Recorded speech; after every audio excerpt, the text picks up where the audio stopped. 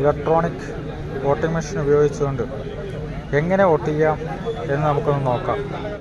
Polling officer control യൂണിറ്റിൽ ballot button അമർത്തിക്കഴിഞ്ഞാൽ ഈ BC lamp തെളിയും. ബാലറ്റ് യൂണിറ്റിൽ റെഡി ലാമ്പ് തെളിയും. ഇത്തരത്തിൽ തെളിഞ്ഞു കഴിഞ്ഞാൽ ബാലറ്റ് യൂണിറ്റിൽ വോട്ട് രേഖപ്പെടുത്താവുന്നതാണ്. തൊട്ടടുത്ത് VVPAT മെഷീൻ ഉണ്ടാകും. ഈ ബാലറ്റ് യൂണിറ്റിൽ ഏത് സ്ഥാനാർത്ഥിക്കാണോ വോട്ട് ചെയ്യുമ്പോൾ ഇവിടെ ഒരു ലൈറ്റ് തെളിയും. അതോടൊപ്പം തന്നെ ഇത്തരത്തിലൊരു സ്ലിപ്പിൽ പ്രിൻ്റ് ലഭിക്കുന്നതാണ്. ആ പ്രിൻ്റ് ഈ VVPATൻ്റെ കമ്പാർട്ട്മെൻറ്റിൽ സേവ് ചെയ്യപ്പെട്ട് കിടക്കുന്നതാണ്. ഇത്തരത്തിൽ നാം ചെയ്യുന്ന വോട്ട് കൃത്യമായും ആ സ്ഥാനാർത്ഥിക്ക് തന്നെയാണോ പോയിട്ടുള്ളത് എന്ന് നമുക്ക് പരിശോധിക്കാൻ കഴിയും. ഒന്നുകൂടി, പോളിംഗ് ഓഫീസർ ബാലറ്റ് ബട്ടൺ അമർത്തി കഴിയുമ്പോൾ ലൈറ്റ് തെളിയും.